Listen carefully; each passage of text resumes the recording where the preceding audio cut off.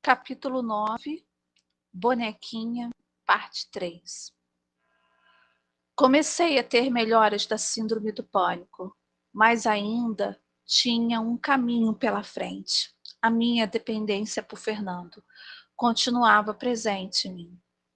Eu tinha os cabelos longos e precisava mudar para mim mesma e resolvi radicalizar.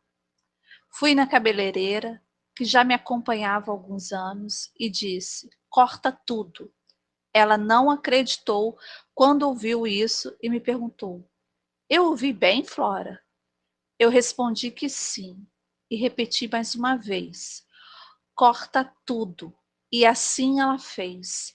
Eu sentia uma satisfação enorme. Eu sabia que Fernando levaria um choque quando me visse de cabelo curto. Quando cheguei na rua que morava, todos saíram para me ver passar e colocavam a mão na boca como se não acreditassem no que estavam vendo, e eu por dentro sorrindo. Quando abri a porta do apartamento e Fernando me viu, ficou petrificado e disse: bonequinha, você enlouqueceu? Eu respondi: claro, para conviver com você devo ser louca mesmo. Meu bem, acostume-se. A sua bonequinha está sendo enterrada e eu estou sentindo uma satisfação em fazer isso com ela. Por que me ferir, minha bonequinha? Eu amava seus cabelos. Eu respondi: amava, disse certo. Tudo que você amar em mim vou destruir.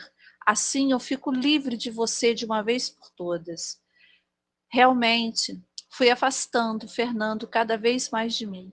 E começou a minha revolta contra ele. Comecei a achá-lo sem graça, chato, imaturo, sem massa cefálica, burro mesmo. E comecei a fazer tudo sem ele. Achava que mudando a mulher que chorava pelos cantos para a mulher que tinha prazer em vê-lo mal, ele sairia de minha vida, sem eu precisar de falar ou mesmo tomar a atitude de sair fora. Fernando começou a me seguir. Quando eu estava em um lugar, de repente ele aparecia do nada, e comecei a sentir prazer em vê-lo agir assim. Uma vez eu estava no barzinho com umas amigas, e Juliana me chamou num canto e disse: Flora, viu quem está atrás da árvore vigiando você? Eu respondi: não, quem? Ela falou: Fernando. Eu caí na gargalhada e disse: é um palhaço mesmo. Então, amiga, vamos nos divertir. Puxei a Juliana e fomos nos sentar à mesa. Claro que fiz questão de jogar charme, eu estava totalmente fora de forma, mas era super simpática e bonita. As pessoas se sentiam bem ao meu lado, e isso contava muitos pontos a meu favor. E quando o sanguessuga do Fernando viu a nossa mesa recheada de homens bonitos, ele entrou para marcar o território e disse: boa noite. E todos responderam, menos eu. Não o chamei para sentar e nem olhei para sua cara. Mas logo a seguir chegou seu amigo amante. Era assim que eu chamava aquele amigo que vivia atrás dele como uma cadela no cio.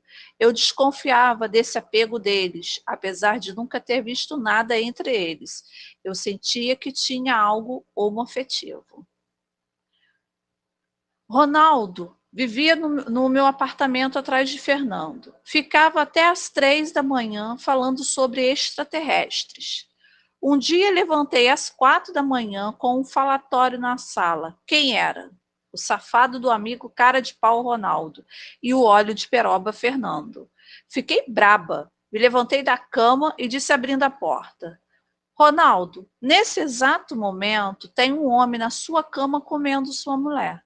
Por que você não corre e vai cumprir seu papel de macho e deixa o meu em paz?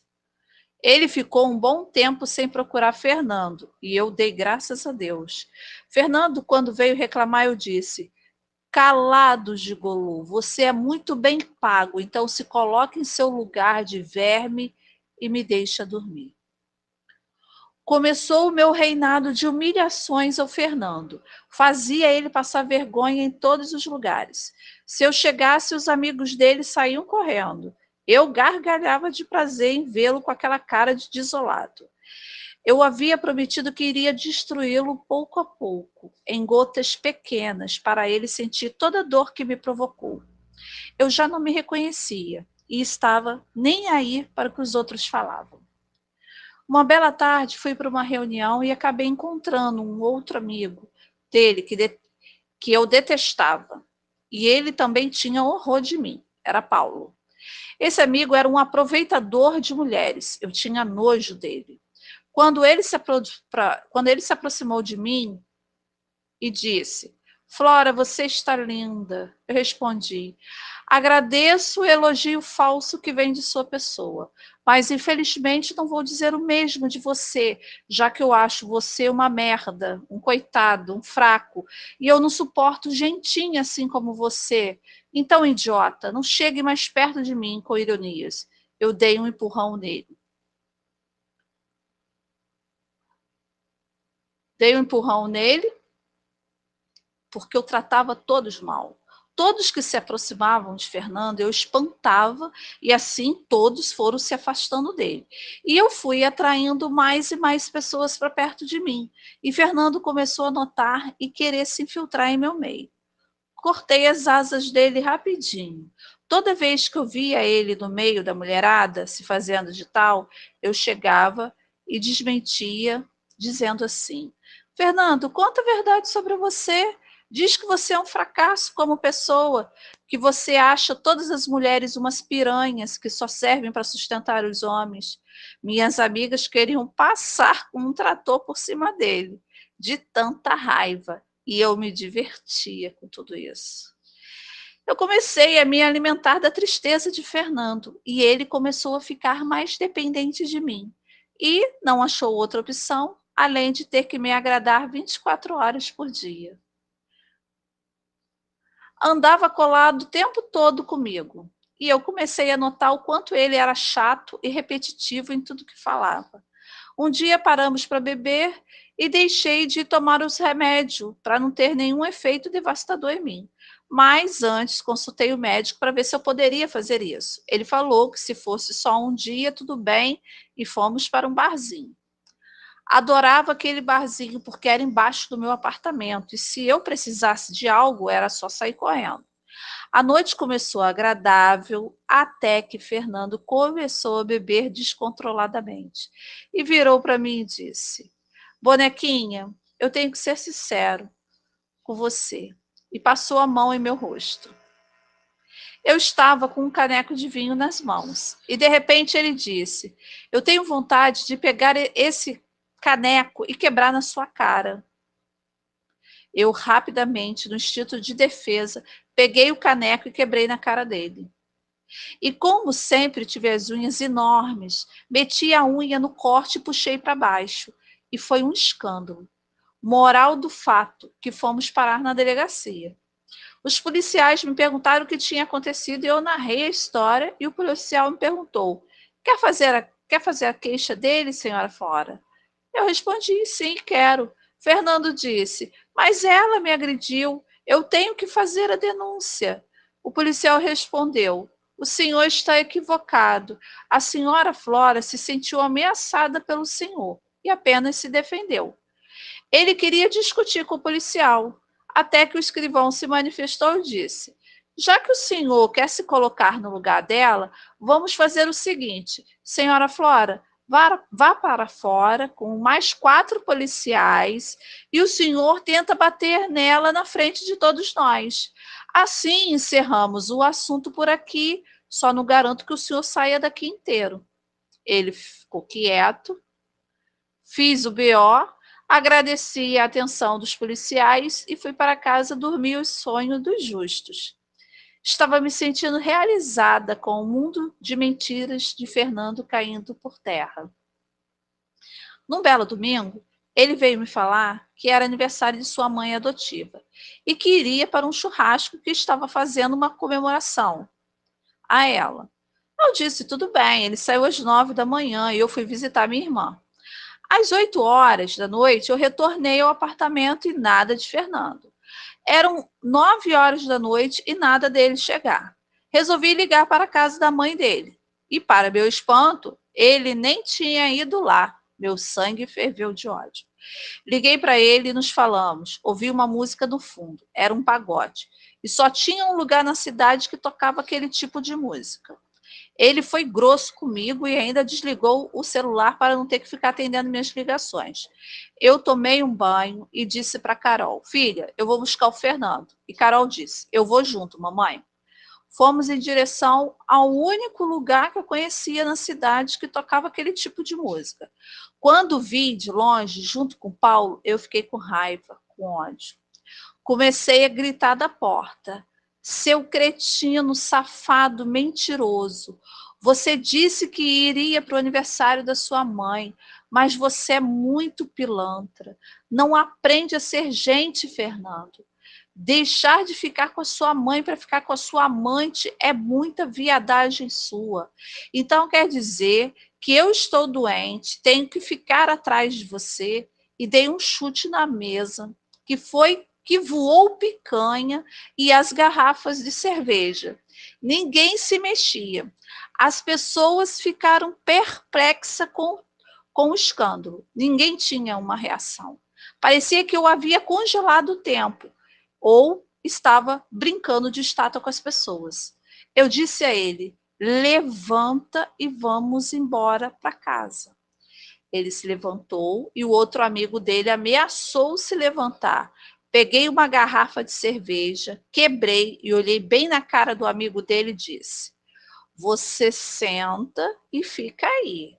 Se você vier atrás de mim, vou cortar você todinho com essa garrafa. Ele sentou e ficou de cabeça baixa. Fernando saiu sem falar nada.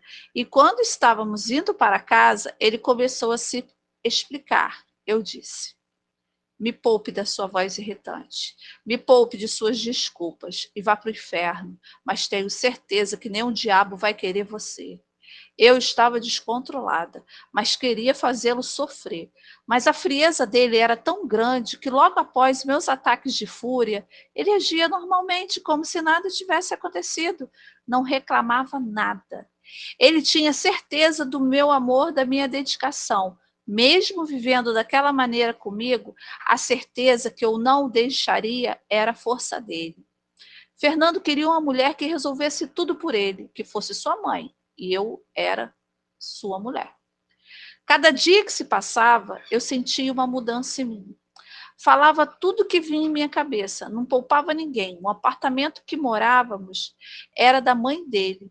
E um belo dia, chego da rua e, para meu espanto, abro a porta e vejo a mãe dele deitada no sofá, com o controle da televisão na mão. Eu disse: Oi, como a senhora entrou aqui? Ela respondeu: Tenho a chave do apartamento, ou você esqueceu que ele me pertence? Eu fui nas nuvens e disse: A senhora é dona do apartamento, é fato, mas não tem direito de entrar aqui sem ser convidada. Isso é falta de respeito. Ela respondeu: Pensei que Fernando havia falado. Sempre fiz isso. Eu não confio nele. Você sabe que Fernando não é meu filho, que é adotivo, e sempre me deu trabalho. Eu disse: A senhora não tem vergonha na cara de ficar espalhando por aí que Fernando não é seu filho? Para que a senhora o pegou para criar? Para torturá-lo a vida toda? Ela respondeu: Ele é fruto da traição do meu marido, e como a mãe não o quis, o pai de Fernando o trouxe para mim. Mas claro, eu concordei. Eu, indignada, respondi: Ah, agora entendi. Fala para todos que ele não é o seu filho para se vingar de seu falecido. A senhora é muito má. Ela se levantou, caminhou até mim e disse: E você, Flora? É muito negativa, por isso está doente. Fernando tem razão, isso tudo é frescura sua. Eu ri e respondi: Sempre tive meus problemas, sim, mas doente só fiquei depois que vim morar aqui, nesse circo de horrores, e me envolver nessa família podre. O relacionamento de ódio de Fernando e da mãe era de deixar qualquer um com nojo. Ele chegou e começou a discussão. O que a senhora está fazendo aqui? Como entrou? Eu não te chamei aqui. A senhora não respeita ninguém. Eram as frases que ele falava para ela. A mãe dele era tão fria quanto ele. E me espantei em observar que faziam os mesmos gestos e as respostas eram quase idênticas. as que ele me dava no dia a dia. Era fato que ele fazia comigo tudo o que queria fazer com a mãe. Estava cansada dos dois e gritei: parem! Saiam daqui e me deixem sozinha. Saiam ou vou jogar os dois lá fora. Ela me olhou e saiu. Fernando teve a mesma atitude. Fiquei falando para mim mesma que realmente eu estava com problemas sérios. Aceitar um homem cheio de neuroses era loucura. Um homem que nem me dava atenção, que exigia meu sangue na relação, que fazia cobranças, e quando algo dava errado, ele sempre me culpava. Fernando não suportava minhas filhas, pelo fato delas ficarem agarradas comigo. Ele fazia questão de falar para Carol: pare de mimimi, larga minha bonequinha para ela me dar atenção. Carol respondia: muito antes de você chegar na vida de minha mãe, ela já me pertencia. Então, eu sou mais importante e minha mãe não é bonequinha, o nome dela é Flora. Ele queria competir com Carol a minha atenção. E era ridículo aquilo tudo. Quando Carol estava comigo, ele colocava leis no apartamento. Às 20 horas, se não comêssemos no horário, ele trancava a cozinha. Só fazia isso para confrontar Carol. Eu peguei a chave e disse: o dia que você colocar comida em casa, você dita as regras. Por enquanto, quem manda sou eu. Estamos entendidos? Ele saiu sem dizer nada. Eu não era normal mesmo. Para que viver desse jeito com alguém? Eu me destruía a cada dia por estar num relacionamento unilateral. Eu tinha que me doar 24 horas por dia para que tudo funcionasse e não chegasse a lugar nenhum. Fernando se meteu em encrencas feias. Ele começou a pegar dinheiro com conhecidos para depois pagar. Mas pagar como? Foi uma avalanche sobre minha cabeça e as pessoas começaram a vir atrás de mim exigindo que eu pagasse as dívidas de Fernando. Quando eu olhei, os valores não acreditei, eram altíssimos. Como eu pagaria aquilo tudo? Com quem? E com o que ele gastou isso tudo? Esperei Fernando chegar e fui ficando perplexa com suas desculpas. Quando eu trabalhava e ficava de plantão vários dias, ele pegava dinheiro emprestado e ia para as noitadas. Chamava os amigos para um restaurante e bancava tudo. Tinha noite que ele gastava R$ 1.500. Não aguentei a pressão das pessoas exigindo que eu pagasse as contas dele e tive uma crise. Comecei a tremer, meu coração palpitou, minha respiração ficou ofegante, suor excessivo, tontura, dor no estômago e a sensação de morte foi evidente. Quando dei por mim, estava num hospital. Não recordava o que tinha acontecido. Só sentia muita dor no peito. A enfermeira viu que eu havia despertado. Chamou o médico e ele me disse: Flora, você chegou aqui com a pressão muito alta. Não conseguia respirar, com muitos tremores, e seu marido nos disse que você tem síndrome do pânico. Então, vou conversar muito sério com você. E me orientou. A pessoa portadora dessa síndrome não pode e nem deve estar num alto grau de estresse, porque isso faz com que sua recuperação perante a doença seja mais longa do que o previsto. Tente ter uma vida mais saudável. Eu comecei a chorar e respondi: me dê uma fórmula para não amar mais esse maldito, ou me dê uma fórmula para nunca mais existir. O médico me olhou e disse: Flora, você tem que reagir. Preciso olhar mais para você. Se você não cuidar do seu bem-estar, ninguém fará. Era fato que eu não precisava passar por nada disso, mas eu continuava numa relação doente e sempre que eu pensava em deixá-lo, eu sofria e chorava. Queria uma solução e eu não sabia como fazer. Fui para meu anjo terapeuta. Assim que entrei, ela percebeu que eu não estava bem. Eu disse: Anjo, há algo dentro de mim que está mudando, mas eu não sei o que é. Não consigo ser mais a mesma e tudo que faço se tornou sem sentido para mim. Viver ao lado de Fernando já não tem mais o brilho que se tinha. Sinto que algo dentro de mim está morrendo a cada dia e sinto que eu estou indo junto. Sinto desprezo pelo que ele é e pelo que eu permiti ser por amar mais a ele do que a mim própria. Como se a vida estivesse me falando: estou aqui E agora, o que você vai fazer?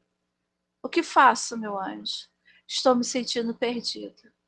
Ela sorriu para mim e disse: a dor de você não viver como deseja está sendo maior que o seu medo de não mudar. Flora, você está caminhando rumo à sua cura e por isso esses sentimentos tão intensos. Reflita em cada palavra que falou e no que acabei de lhe dizer. Você encontrará as respostas. Dentro de mim algo dizia para não refletir, e meu peito doía, e outra parte de mim dizia: você precisa mudar, você precisa viver. Você quis tanto ser responsável pelos outros que acabou sendo irresponsável consigo mesma, mas a escolha é sua. Comecei a entender que quando a dor de não viver, de não ser feliz, for maior que o medo de perdê-lo, as mudanças começam a acontecer. Não adiantava eu fechar as cortinas de minha alma. Ela queria viver e queria parar com aquele ciclo de sofrimento. E era preciso deixá-lo ir para ser feliz.